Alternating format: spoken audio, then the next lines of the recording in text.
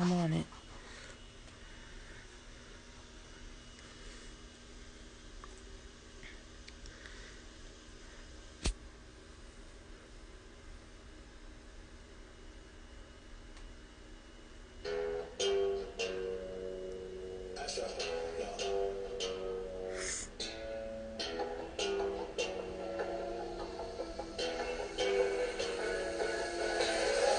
What you know about rolling down in the deep? When your mind goes numb, you can call that mental freeze. When these people too much, put that shit in slow motion. Yeah, I feel like an astronaut in the ocean. What you know about rolling down in the deep? When your brain goes numb. Hey everybody, welcome to another episode of Top Rope Spoilers. I'm Steve with On the Ring Apron, my beautiful co-host Kia right here. Hey. Hey, that's all we get. Yeah. I've had a long week.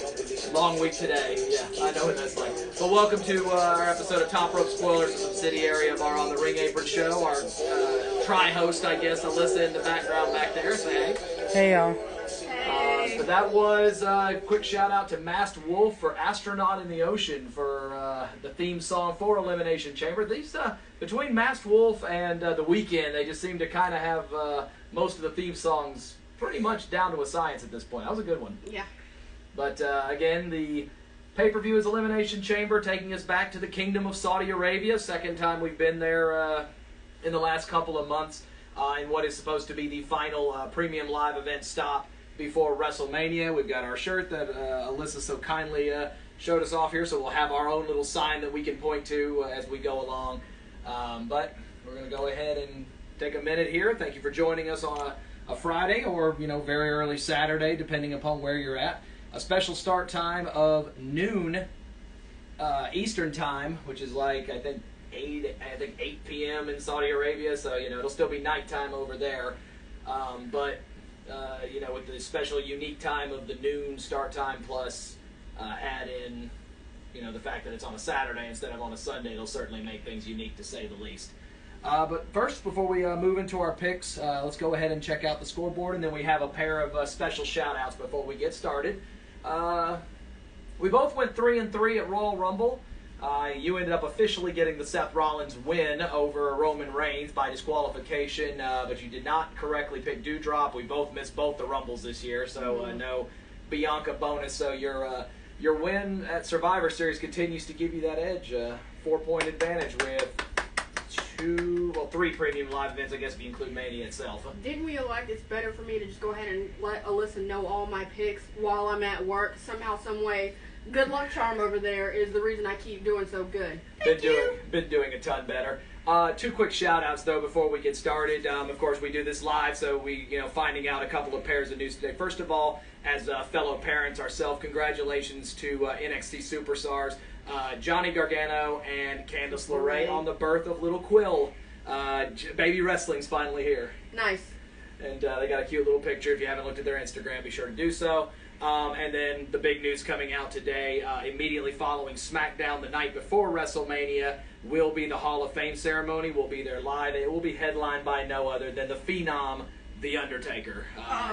Just to know, I need the hat, so is there any way that we can make that happen? We need to talk to Tara-tastic. We need to go talk to her. We get one of those nice build hats that she has. I pay good money for a hat like that. All right, well, Tara will be in touch then. But let's go ahead and move into our first sets of picks here. 8 matches to go through at the Elimination Chamber pay-per-view. Some quicker, some not. First is a battle of what is just considered a straight respect match between 2 longtime and future Hall of Famers, Rey Mysterio and The Miz. The Miz continuing to give off this mindset that he's not getting the respect he deserves, especially after 2 matches and 2 L's against Edge. And now it has bled into a matchup and a rivalry with 2K22 cover man Rey Mysterio and his son Dominic, and now they'll go one-on-one at Elimination Chamber. This wouldn't be the first time I've seen this from The Miz. I get it. You have to understand.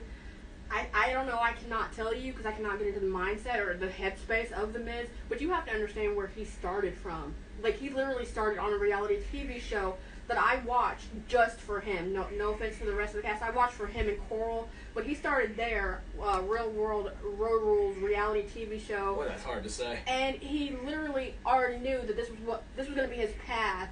and he didn't know how far he was going to make it, but he's been like one of the hardest people on himself. He's like, I'm going to do this, I'm going to do that, but I'm also going to get the respect along the way. And you have to think, coming to the main roster, starting at the bottom, and actually making it to where he is, he's got some accolades I don't even think you could say most veterans have.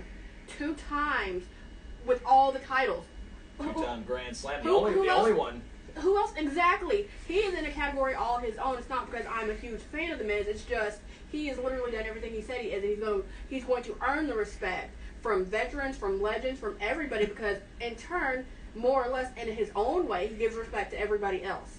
So, minus Edge, probably. Well, I'd argue, and it's kind of ironic that we just talked about The Undertaker, because another person that just instantly bleeds respect from any person that crosses paths is Rey Mysterio, because of the many, many years of work, I mean, decades, really, that he's put into this, and now his own, flesh and blood in Dominic has now been able to, move himself into the main roster here for several years. And this has turned into a great storyline between two guys that, frankly, I don't know how many more years The Miz has left on him, per se, but we definitely know that Mysterio's on the back nine, and, we need to enjoy these matches while we can between two veterans who have proven day in and day out. These are two company men. These are two that have done everything the company's asked of them and have been rewarded from a company perspective in their accolades, not necessarily always in storyline. But the fact is, the two of these guys ooze, respect from the people that, that watch them every day. So now it's great that they're going to get a chance to have a one-on-one match. You're ahead. Who you got? I'm picking The Miz. The last pay-per-view I didn't pick because you have to think on the other end there was the great couple, and they're going to always get it done. And it proved last time they got it done. But I feel like nothing against Rey, as much as I love him, and he was one of the many reasons I watched or I started watching wrestling, like full-blown again, 2005. But I feel like The Miz, literally, I get it. You deserve the respect you have worked for. You have done things I don't think most superstars would do in your space. I'm not even get to that background, but he knows what he's had to go through, and he knows where he's had to go through to get to where he is. So getting respect, even from a veteran, I'm going to give you the respect. I feel like I'm owed the same thing. I'm running out of time to, be able to get some picks. We estimated before the show, we talked about there's probably somewhere between 25 to 30 matches left if you include both nights of Mania. So I'm running out of time to make up some ground, but I have to take The Miz here as well. I feel like after taking 2 straight losses, it's not going to do him any favors, and I really feel like he's doing a good job of putting that wedge potentially between Rey and Dominic, and that's really hard to do between a father and a son. But I think The Miz is doing a stellar job of really kind of sticking his nose in their business. And a lot of people are waiting on potentially that Dominic heel turn where maybe he gets a chance to go one-on-one against his dad. So we'll see what happens. But I do think with 2 straight losses, I think The Miz needs this one a little more. I like The Miz as well. Also, I want to see I know what he's going to wear to the ring. I just want to see the colors, per se, that The Miz is going to wear. And honestly, I want to see how Rey's going to come out and what he's going to wear. For his, 4 millionth mask. Hey, I can only imagine that collection. I'd love to see that at some point. It's got to be extensive. Moving to match 2.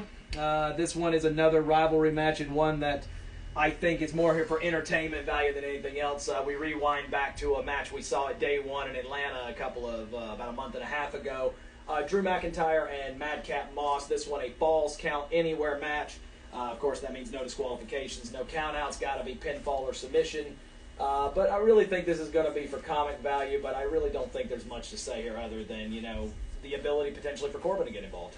Comic value? I'm going to let you know, this guy is not funny to save his life. He could not, joke his way out of a paper bag. And Happy Corbin, the guy that follows, that used to be, he used to be less than 30 seconds win a match, he's turned into a joke. That's the only thing funny about this duo right here, is that Corbin is now the joke. I'm just saying. Well, you know what? It's funny, though, because of the fact that he's happy, and yet they're making it a big deal, because actually, since he hit the lottery and changed his name to Happy Corbin, Corbin's actually undefeated. So, including a win over McIntyre himself. So, Corbin's been doing his job, but it looks like this is going to be yet another one where Madcap's going to kind of get fed to the slaughter here. You let McIntyre come back from injury. He, of course, wrestled in the Rumble, but it wasn't really anything, other than just kind of a quick push off, and then eventually getting eliminated right at the end by Brock to kind of end a budding rivalry between the two of them very temporarily. But also, if the idea potentially is if you're going to put Drew maybe in that Universal Championship match at WrestleMania, he definitely needs to win here, and you need to end that storyline with Corbin as well. Honestly, I thought a match with Corbin here might have been a better option, but they chose to go with Madcap. I fully expect Baron to stick his nose in it, but we'll keep this one brief. It's going to be McIntyre. I can't imagine any scenario where Madcap wins this one. Just like at day one, I said the same thing. This is going to be Drew all day. Yeah, that's pretty much my pick. There's nothing more to say about this match. Moving on. Exactly. There's not a ton of conversation needed on this one. This is set up for Drew to get himself rolling heading into WrestleMania, especially since he was the champion entering last year, or was the challenger last year, and now he has an opportunity to go back into Mania and possibly compete for a world title for the third year in a row. Third match, and our first championship match, is for the Smackdown Tag Team titles, as the Bloodline with the Usos get an opportunity to stamp their ticket to WrestleMania and guarantee that they will be the Smackdown Tag Team Champions heading into WrestleMania. First of all, they're giving Jay over here a nice new render. But they will have a tough task in front of them as they battle the Viking Raiders. I don't think this is the first time that we've seen these two tag teams going head to head. You have to understand, this is actually blood. These two, you might as well consider across the board, they're family. Blood, family by blood, and family by being on the road and being in every type of promotion together. And you have to think, tag teams. I can tell you for a fact, they've been doing their job despite they've been running interference for Roman. But you notice they've started kind of sitting back, and they're kind of going and doing their own thing at this point, to my knowledge. So, and to see these two come back, and they've been back for a hot minute. I mean, I've not watched wrestling full blown, but I know they've been back for a minute from injury, from having a baby, and I feel like they've been doing what they need to do to get things done. And it had to put a smile on Eric's face to see Sarah come back at the Royal Rumble. That was fun for us as well. I'm just mad how she got her body back so quick. That, and I'm mad because I was excited about that appearance. Because you have to think, 2/3 of the Riot Squad are still there. The other one now is Ruby Soho. She's gone.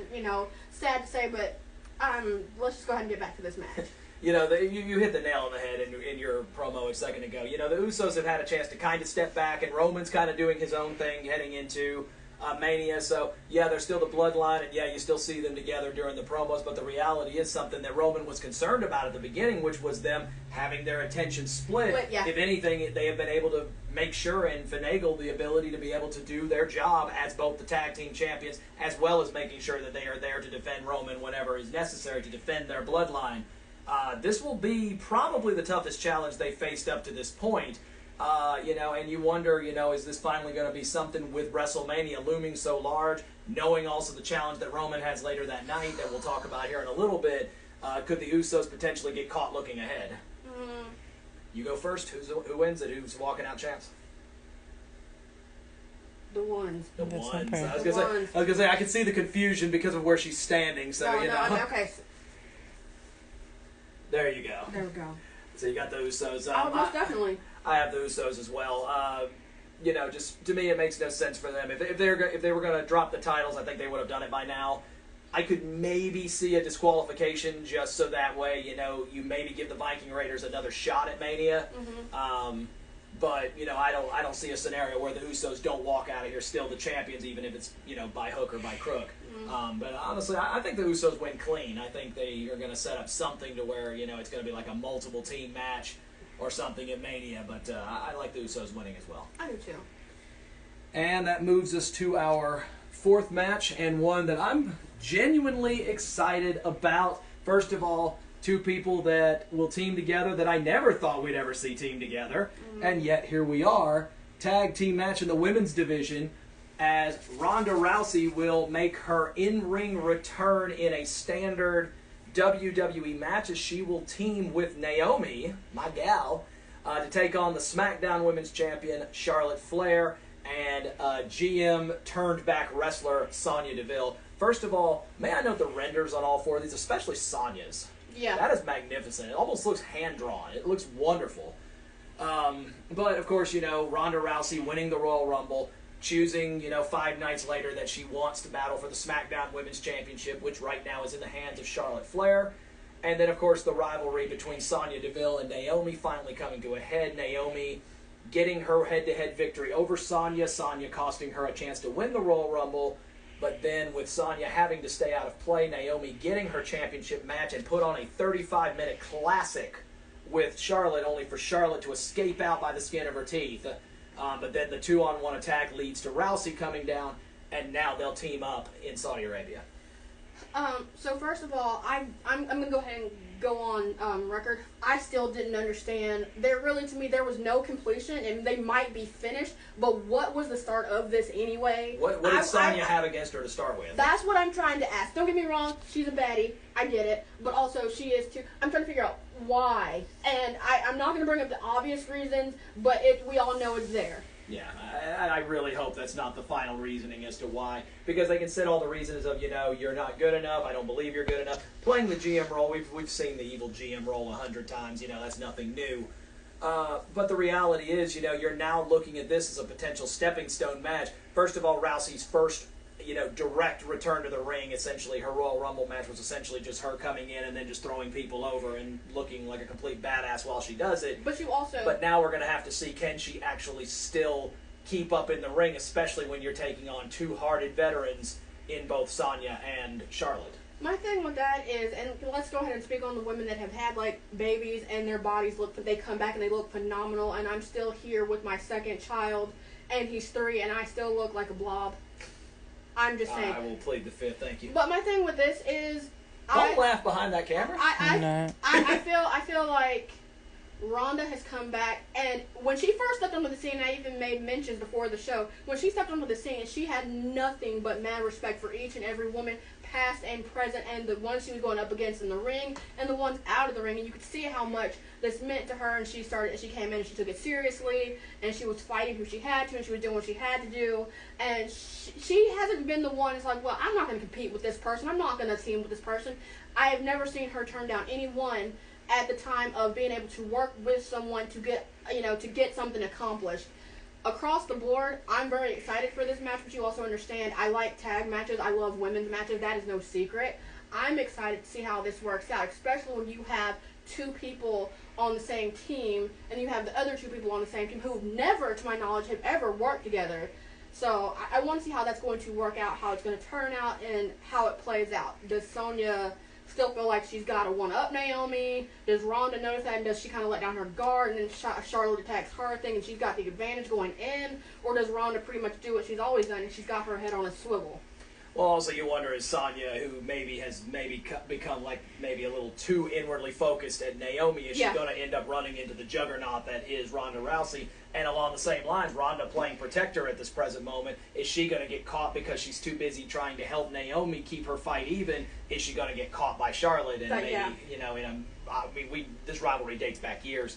I picked first. I got to go with Ronda and Naomi. It doesn't make any sense, especially when Ronda was your quote-unquote big return at the Royal Rumble, and you want to try to give her momentum. You're giving her a match in front of a live audience, in Saudi Arabia. I really do feel like it benefits them best. I could see a scenario on either side, because you technically have the ability for Charlotte, because it is a non-title match, for her to take a pinfall here, or potentially, have her do a very quick tap out to avoid potentially having her arm hurt. But I also could see this potentially being a way to open up the door for potentially someone like either Sonya or really, especially Naomi, to get herself into that championship match, especially if Naomi puts on a good show and potentially pins either Sonya or Charlotte in this match as well. You maybe propel it into a triple threat, very similar to what they did when Ronda and Charlotte were supposed to face each other, and then Ronda, went to bat for Becky to get back in. Maybe the same thing happens here for Naomi. Yes, my thing is, and a side note, you have to understand the culture that these women are going into, the place that they're going. You have to understand these women, they wear revealing, scantily clad clothing. How are they going to look going in, knowing that the culture they're going into, it's pretty much, you've got to be covered, you've got to have respect, it is what it is. Are they going to have men come down the aisle, are they going to have to walk, for example, is Jimmy going to have to walk with her? I think they eliminated that last year, because remember, out of the 4 women that are in this match, only Naomi's actually competed at Saudi Arabia before. I remember. And they were able to come out on their own. I really think the culture has changed.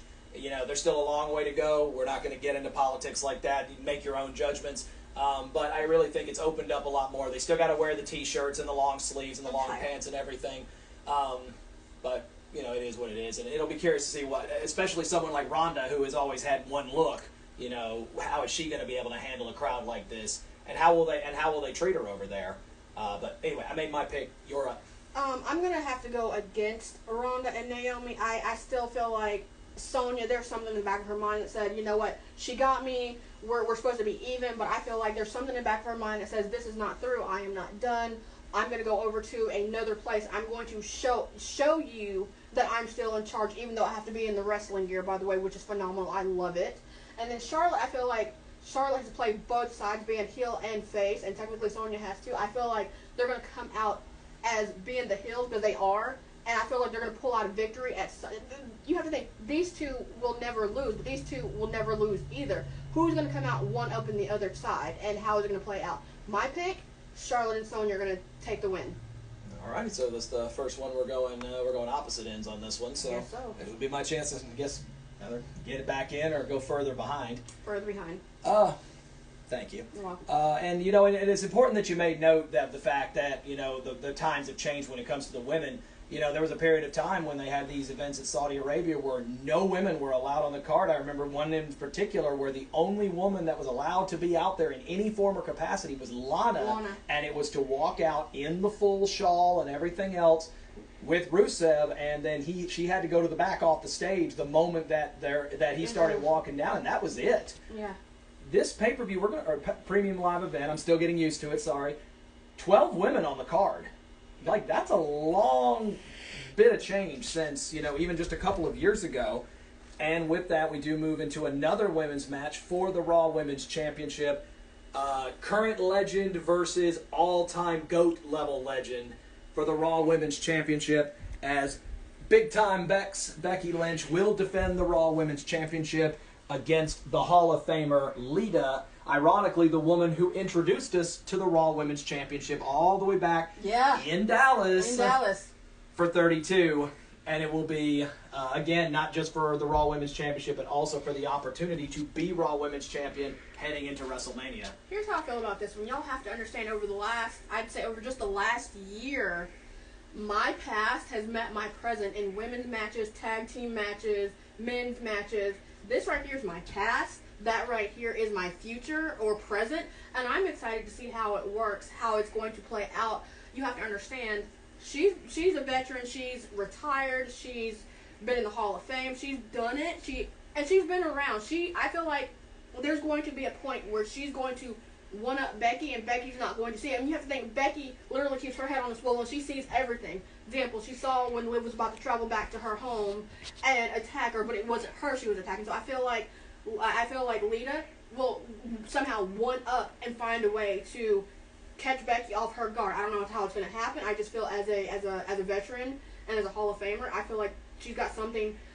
I think she's got something in her hair, like something. She's going to pull something out of the hat, is what I'm trying to say. Well, Lita has shown, especially in her lead-up to the Royal Rumble and in several promos against Becky after, she hasn't lost a step. She hasn't. Despite the fact that she's been out of the ring, at least as a full-time competitor, for nearly a decade. But Becky has also shown that ever since she had Rue and then has come back, she hasn't lost a step either.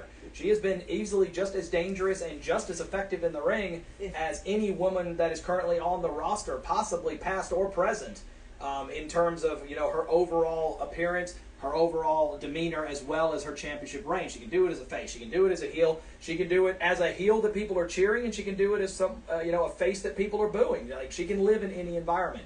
But a person who personifies that exact same perspective is Lita. Yeah. She spent years as the very popular member of Team Extreme with the Hardys, but then joined up with Edge and was absolutely a person that we used to watch when we were much, much younger, and just seethed every time she came out. You hated it when she walked out the ring because of the character she was playing. She could, bring out that emotion in you, and that to me has always been the biggest catalyst and the biggest show of Are You Over?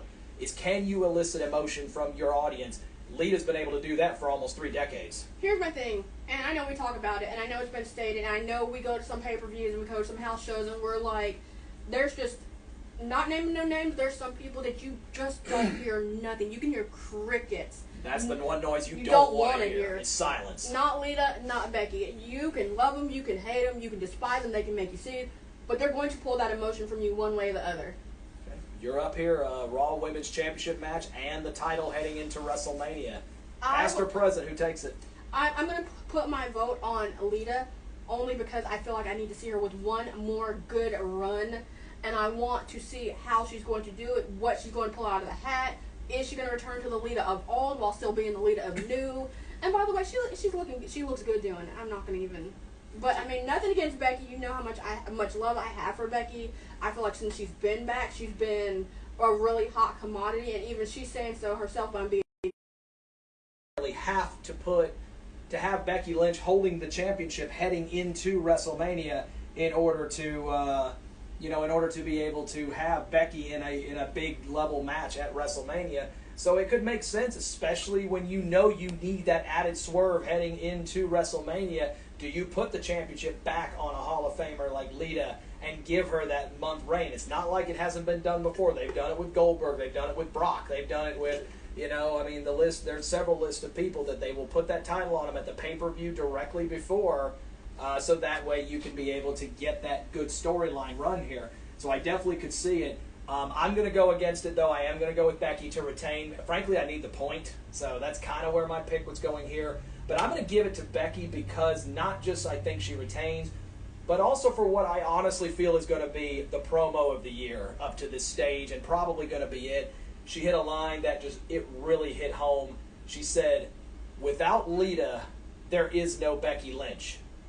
But now that there is a Becky Lynch, there can't be a Lita anymore. Oh, wow. Those are some powerful words right there. And that's exactly it. And, this is truly one of those, you face your mentor, you face your legend, your idol, but now you got to show that you have surpassed them. And sometimes that's the hardest part. I fully believe Lita's going to play the mind games and is going to be in Becky's head more than she thinks. Yeah.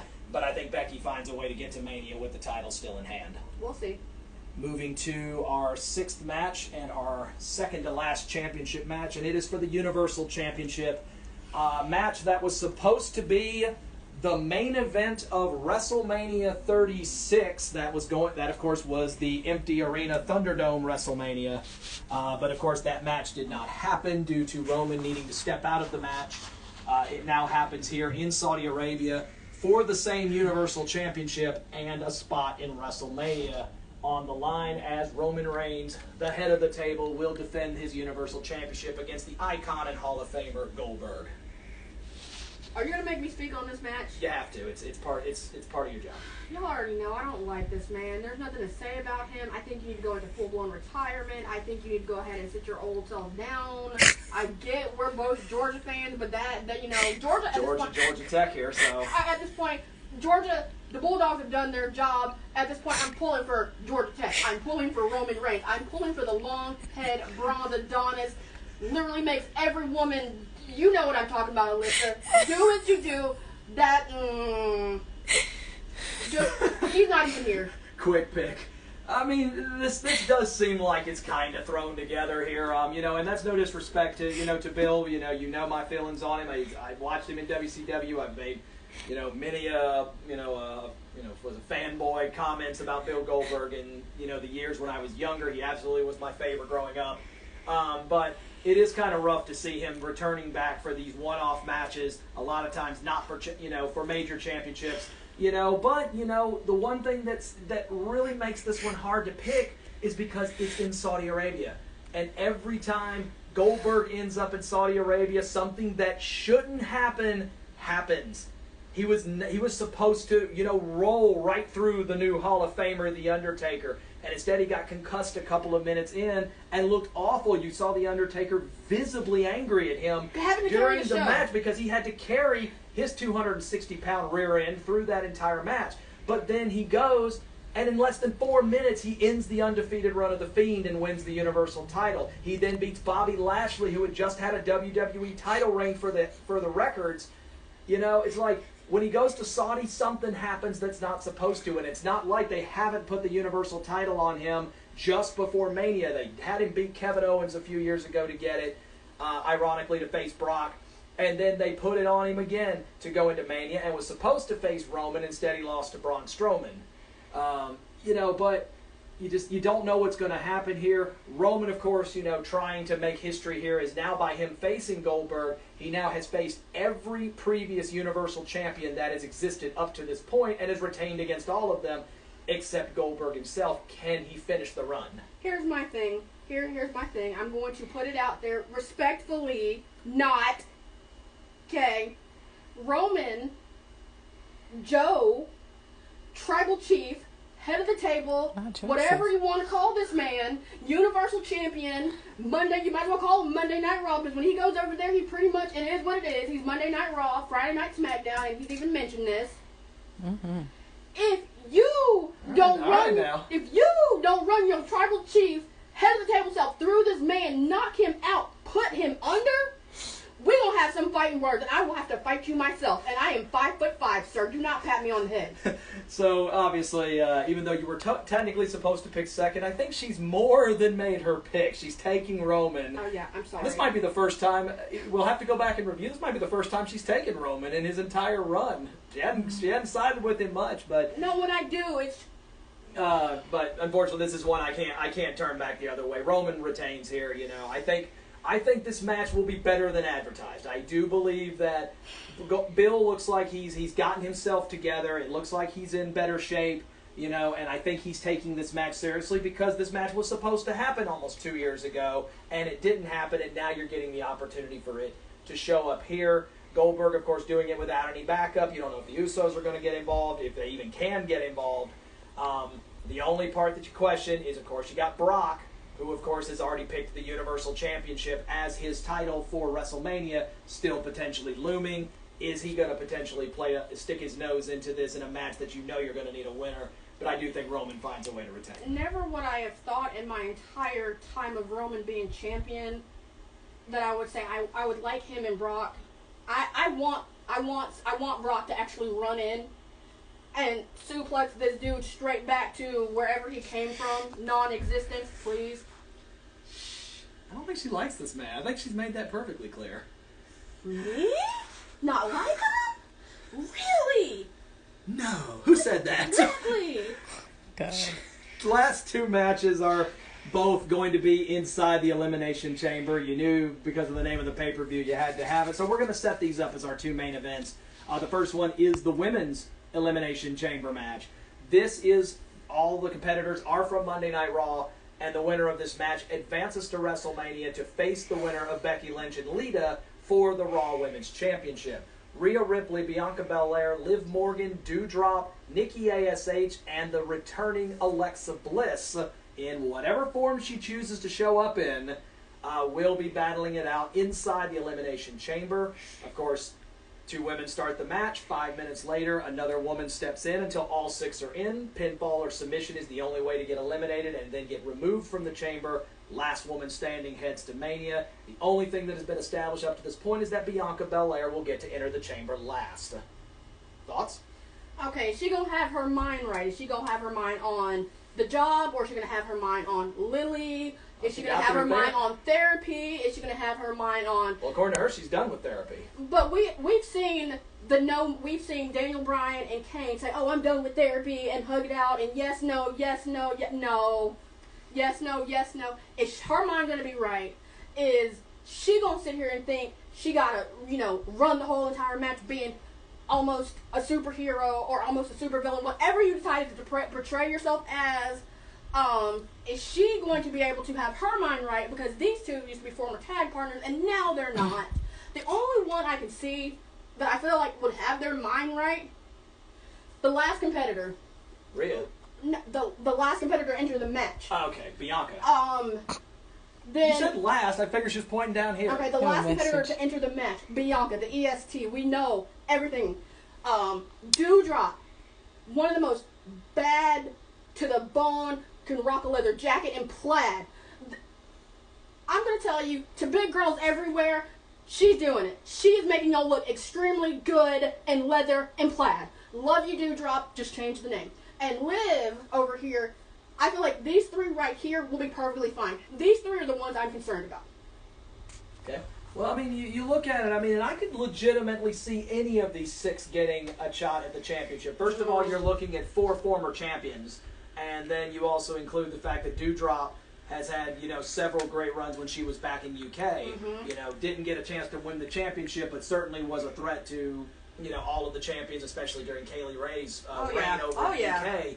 But, multiple-time champion in Alexa Bliss, and then, of course, Nikki, Rhea, and Bianca, all championships within the last year, including Rhea and Bianca both winning on the same night. That was a memorable night. It was indeed. Bianca entering 6th, as much as I hate to say it, I really don't see what the point of that was, because everyone knows Bianca, her stamina is unmatchable. Exactly. With virtually anybody that's in the ring, male or female. So you could have easily had her come in first, and I don't think it would have made much difference. But the one person that I've been impressed with really up to this point has been Rhea, especially with that gauntlet she ran on Raw, where she ran through everybody else minus Alexa, who wasn't in the match, and got all the way to Bianca at the end. And even though she had 3 prior matches before that, they still put on a 15-minute clinic with Bianca barely surviving out over Rhea. The two of them know each other, and it seems like she is the one that's going in with momentum, despite the fact that Bianca ultimately won the match.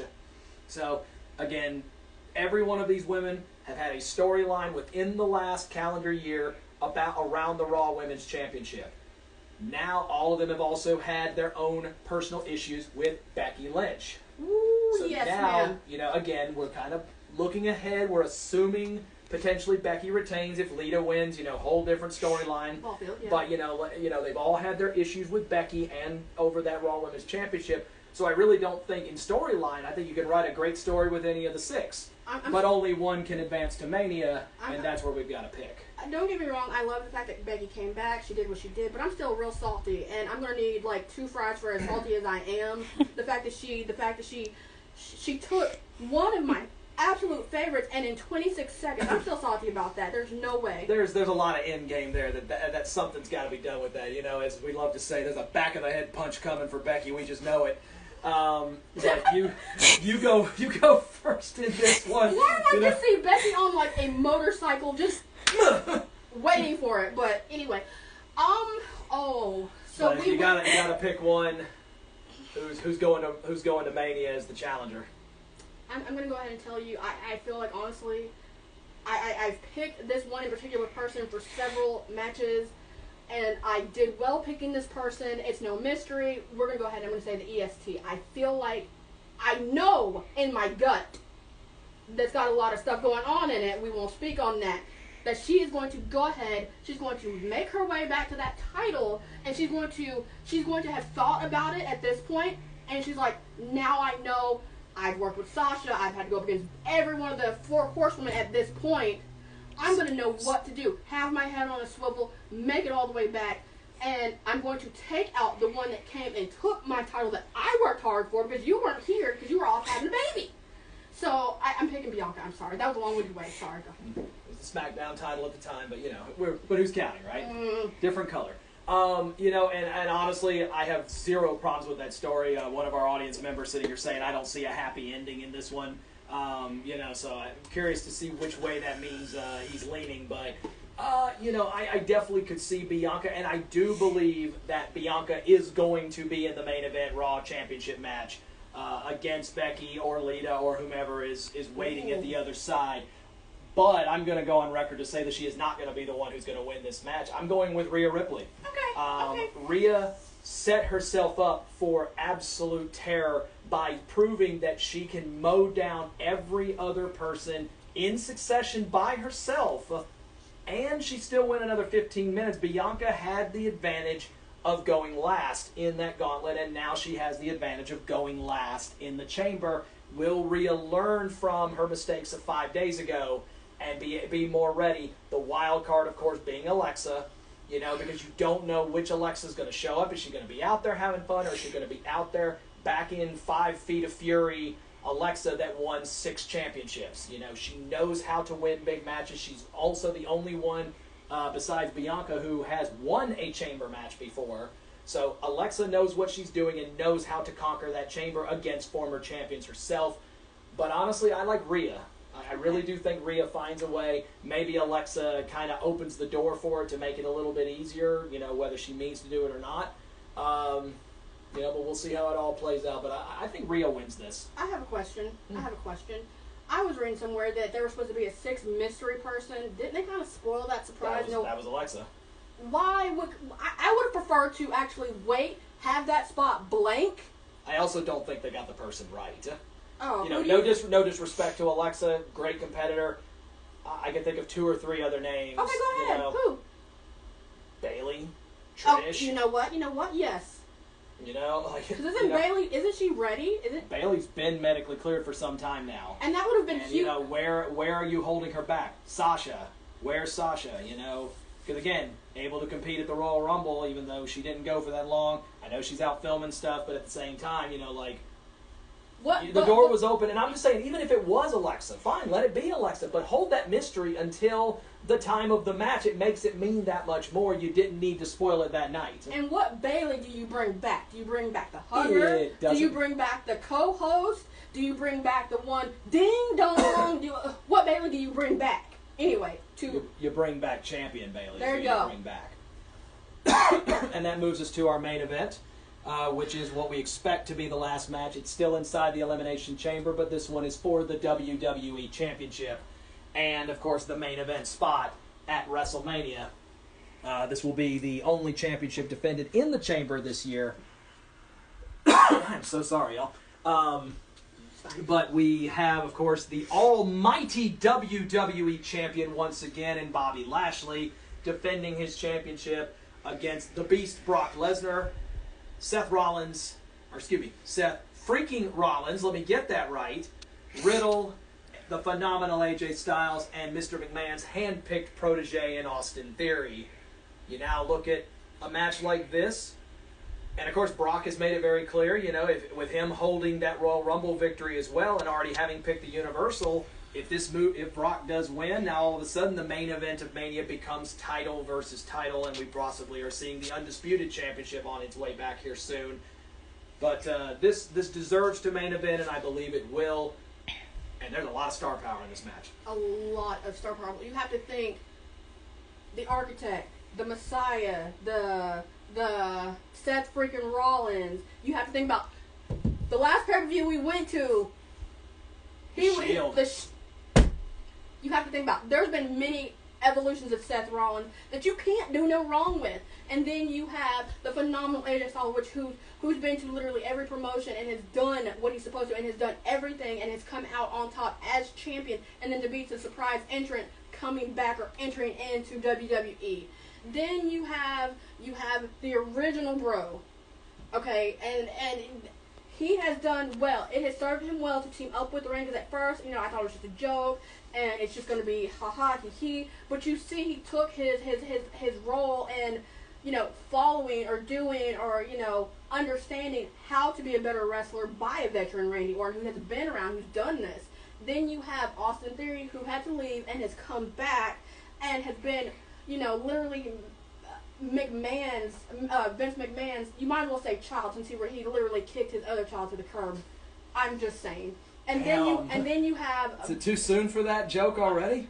Didn't have to do him like that. Well, I did, and it's done. And then you have Bobby Lashley, who has, to me, has been one of the best competitors of this year. It is what it is. I would like to see him retain that title. And then you have the Beast, somehow, someway, can come back, just like Goldberg, but he's more entertaining with more shock value.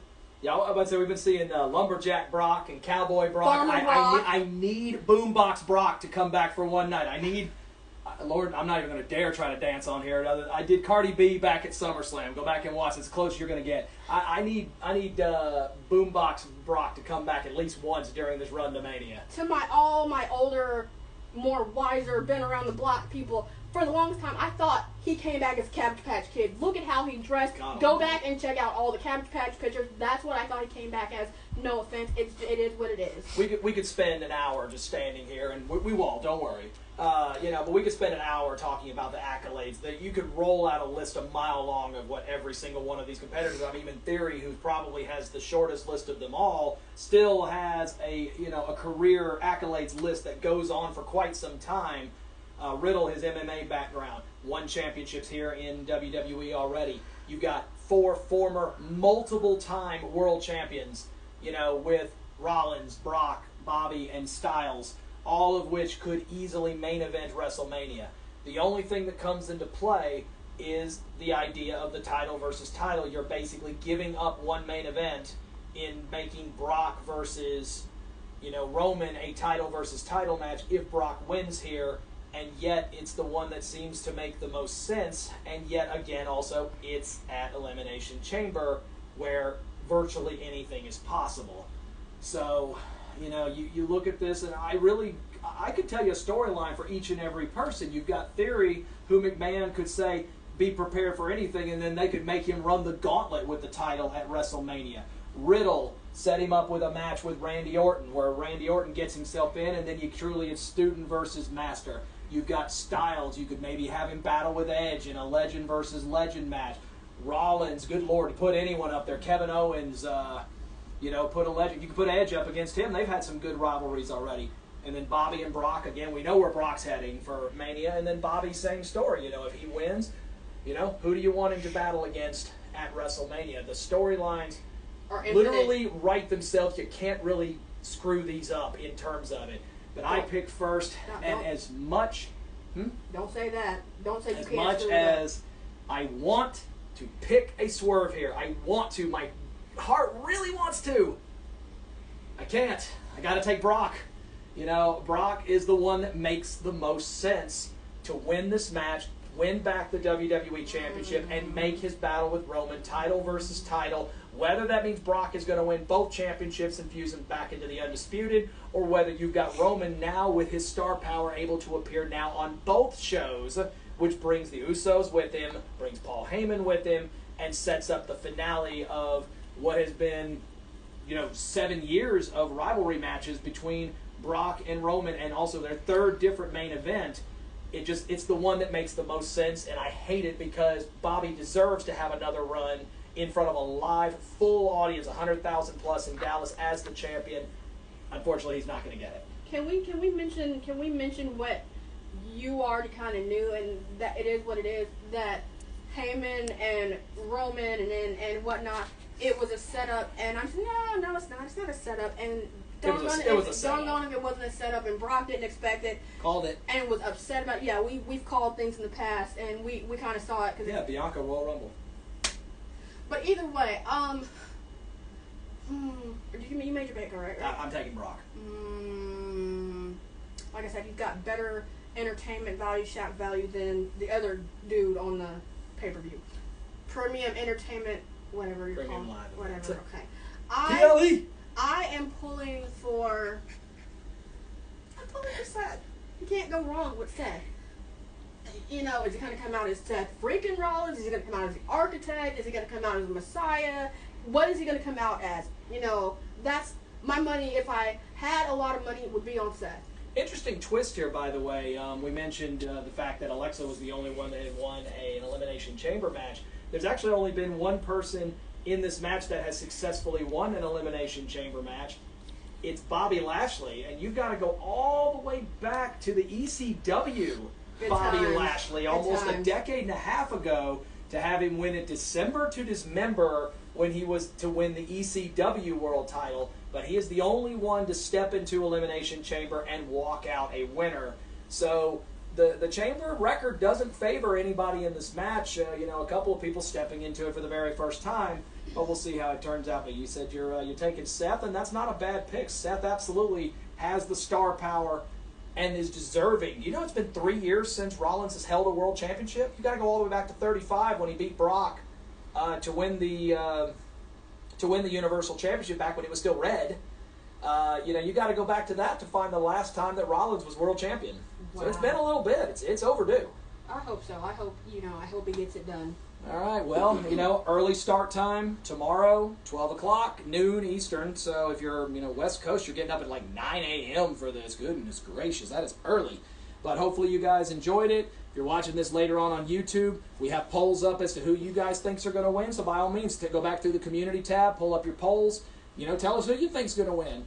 And, enjoy the pay-per-view just like we're going to do a full weekend schedule. And you're home. I'm home. I had to pick the pay-per-view, the kit reveal, or going to Birmingham, and the pay-per-view and the kit reveal will be what I work with. Exactly. So yay me. Take us home, Kia.